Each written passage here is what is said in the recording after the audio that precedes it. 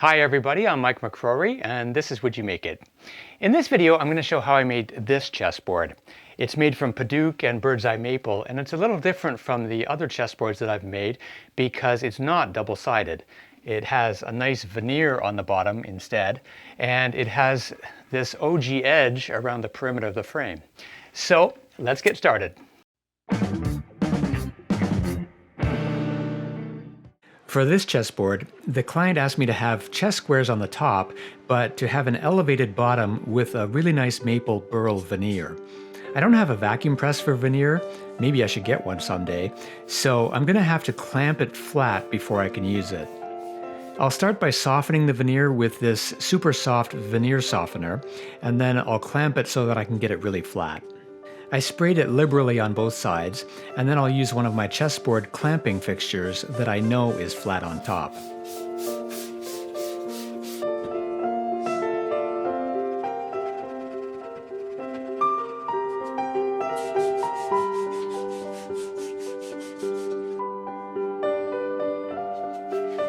I have parchment paper to protect the clamping fixture from absorbing too much moisture, and then I'll put down a layer of paper towel that will absorb the veneer softener from the veneer.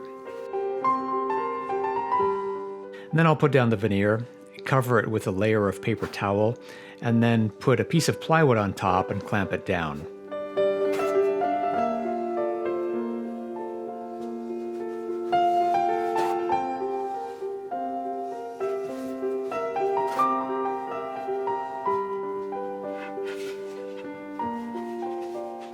I put those weights in the center temporarily, but that doesn't really apply enough force, so I used a pipe clamp set up in reverse to apply force by pushing against a ceiling joist.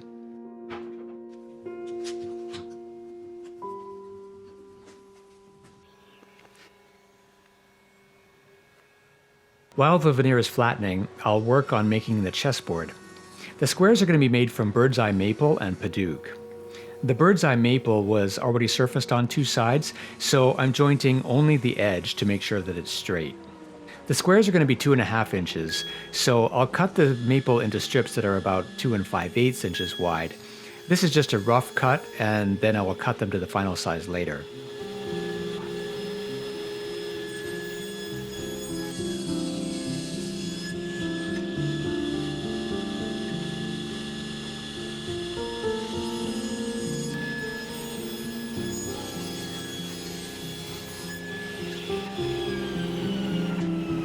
I have some Padauk left over from another project, so I'll cut it into 4 strips that are a little more than 21 inches long.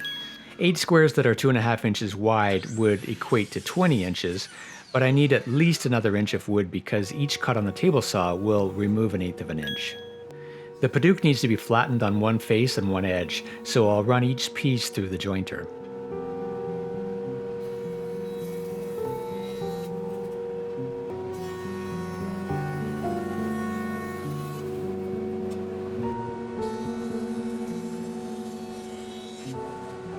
Next, I will resaw the Padauk and bird's eye maple to be about 3/4 of an inch thick.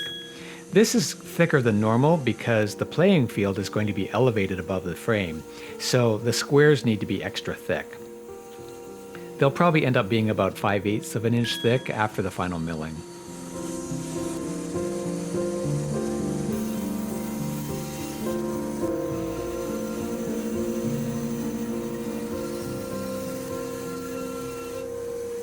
I'm going to get everything to the final thickness using my drum sander instead of a planer because it's pretty easy to get tear out on the bird's eye maple with a planer.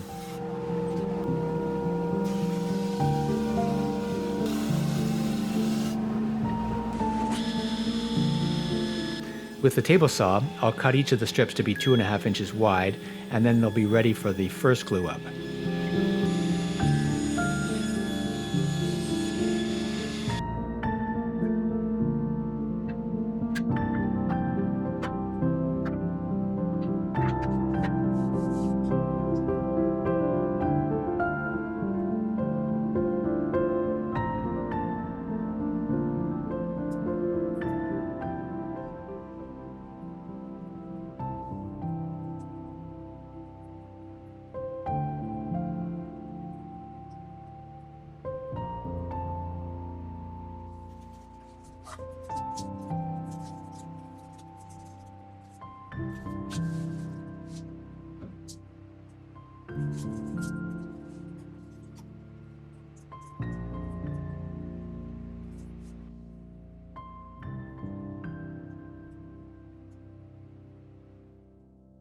The next day, I ran this through the drum sander to remove the glue and to flatten the board, and then I can cut it into the chessboard squares.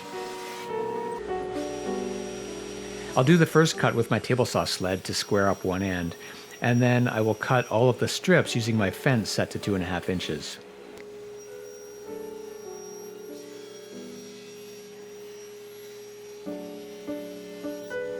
They're a little less than 2.5 inches, but the glue that I add between each strip will widen it out just a little bit.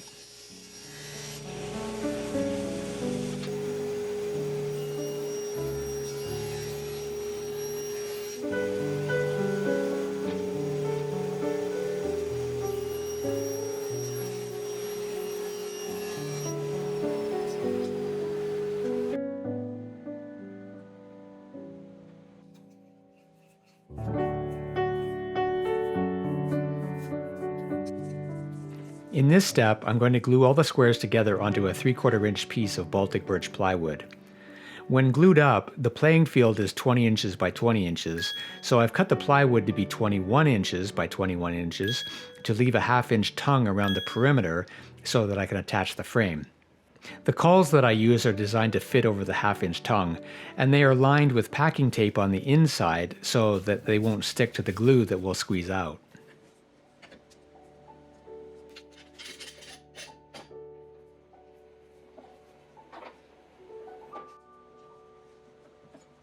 The next day, the board is ready to sand.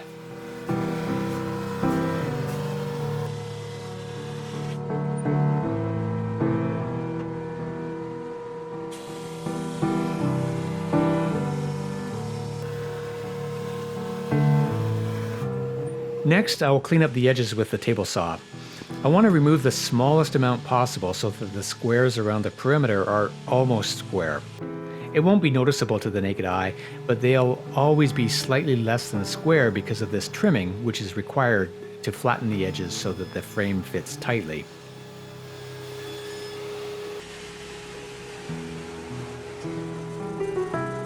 That's the chessboard over on the left, and I've clamped the corners down to keep it flat. It's been about 6 weeks since I started, and now I will unclamp the veneer.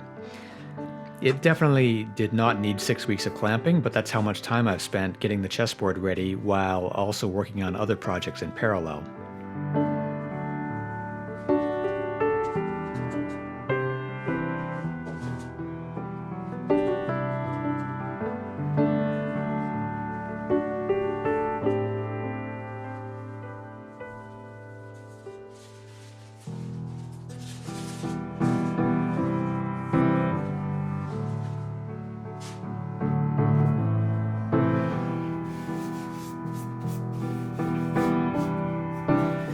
Now it's nice and flat, so I'll sand it lightly to remove any residue from the veneer softener and to make it adhere better, and then I'll glue it onto the bottom side of the plywood.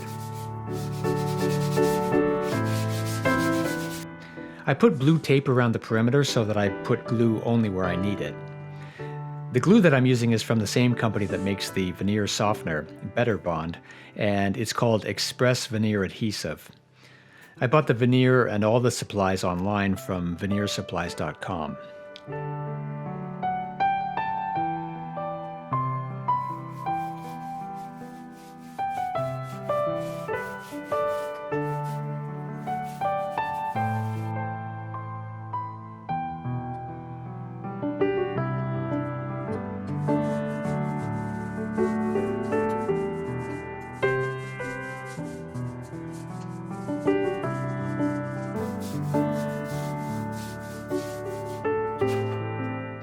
I put on a liberal amount of adhesive, and then I applied the veneer using a roller to make sure it made full contact with the adhesive and the plywood.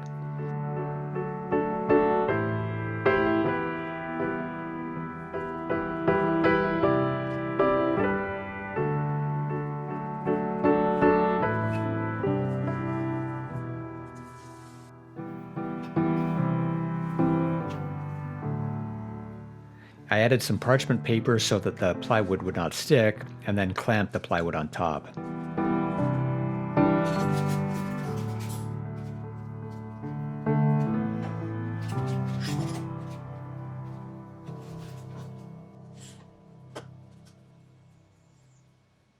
While that's gluing up, I'll begin working on the frame.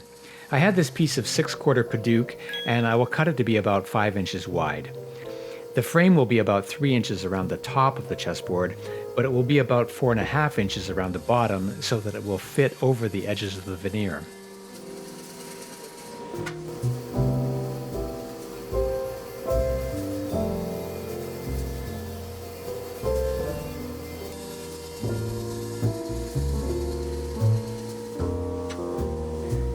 Now I'll cut the pieces into lengths of about 27 inches. The overall size of the board when the frame is attached will be about 26.5 inches square.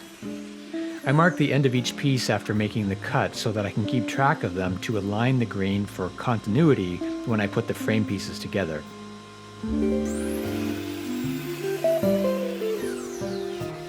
Next, I'll joint the pieces and then cut them to size.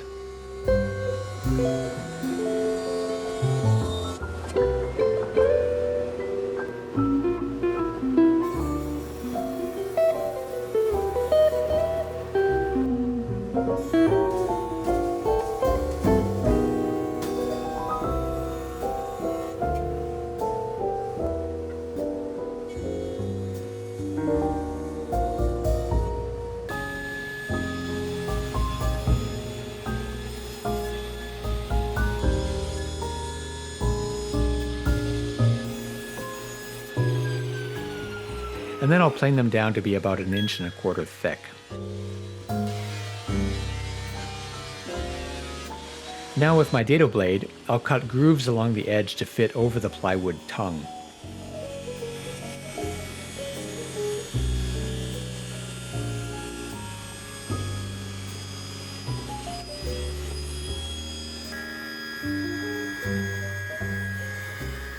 A portion of the frame on the bottom side will fit over the veneer, and the rest of it needs to come in contact with the plywood where there is no veneer.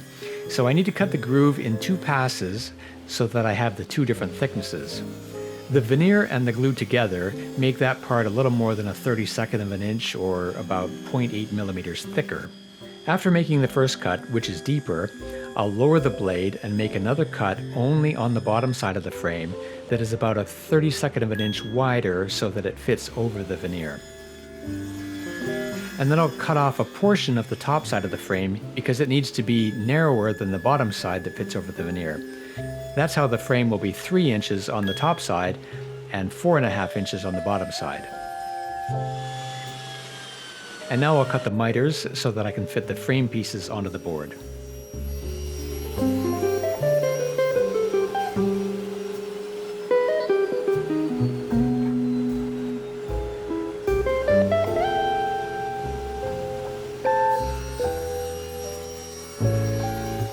And then I'll glue it all together.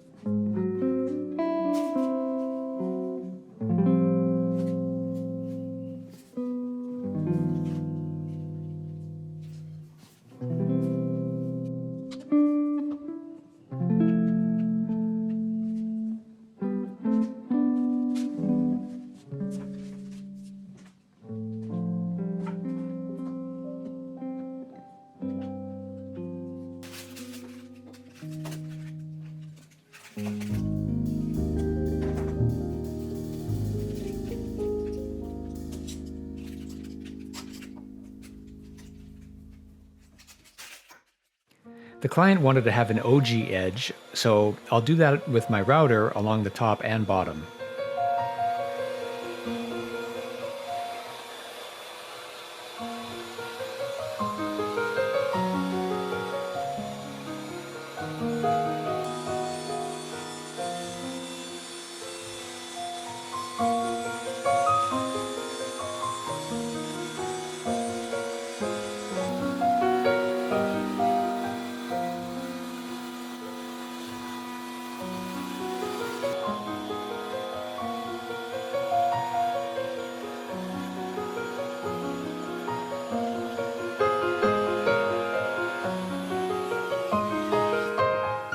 I'll sand the bottom first and then flip the board over to route an ogee edge on the bottom side.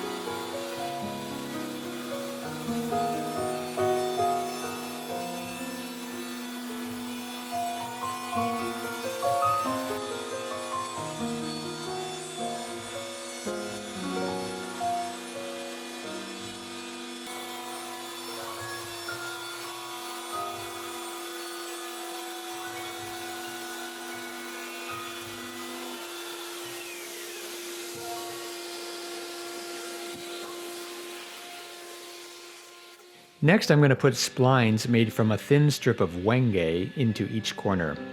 This is to strengthen the miter joint and to also add some aesthetic appeal.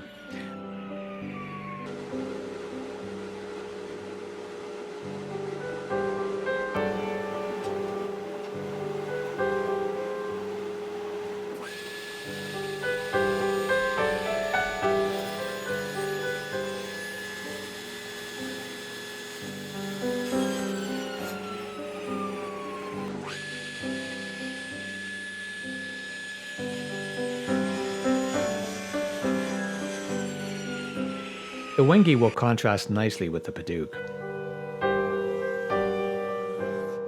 It doesn't quite fit, so I'll sand it to be a little thinner.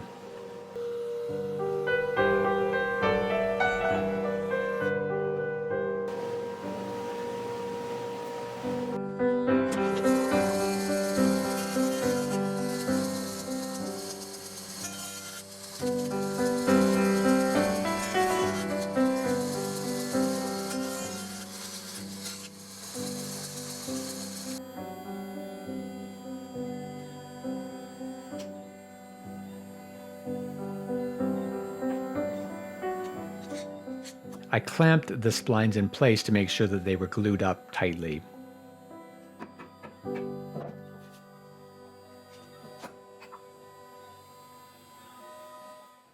The next day, I used a flush trim saw to cut off the excess and then sanded them flush with the edge of the frame.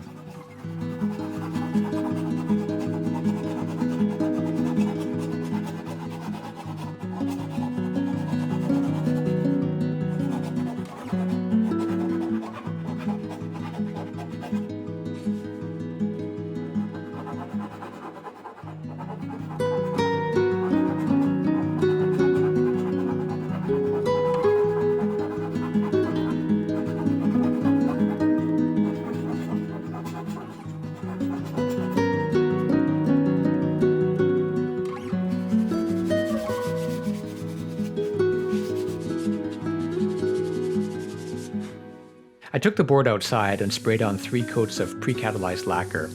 It's a pretty bright orange at this point, especially in the direct sunlight, but it will darken to a nice reddish brown after a few months of exposure to UV light. There's no way to prevent that from happening.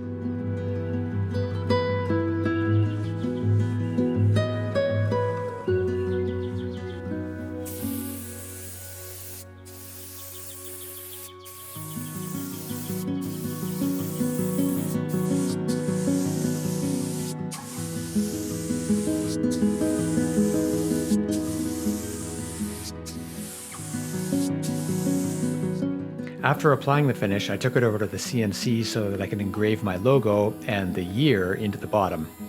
I'm going to fill the engraving with epoxy, so that's why I applied the finish first, to help prevent the epoxy from running into the grain. I actually made this board at the beginning of 2021, but the client asked me to engrave 2020 as the year because that's when we started discussing the project. Now it's 2025 and I still have the chessboard at home because the client wants me to build him and his wife a folding table for the chessboard. That will be my next video. Thankfully, the client has been very patient while they have waited 4 years for me to complete this. I filled the engraving with Total Boat epoxy tinted with black dye, and then I sanded it and applied a couple more coats of pre-catalyzed lacquer to the bottom. But I didn't record that part because you've probably watched me do enough sanding already.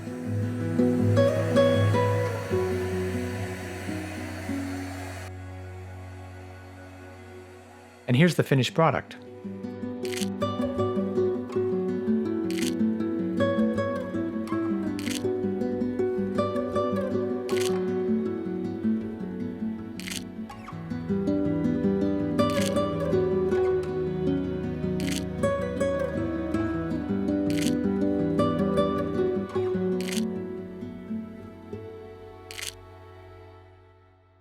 Next up will be a video showing how I made the folding table for the chessboard. So I gotta ask, would you make it?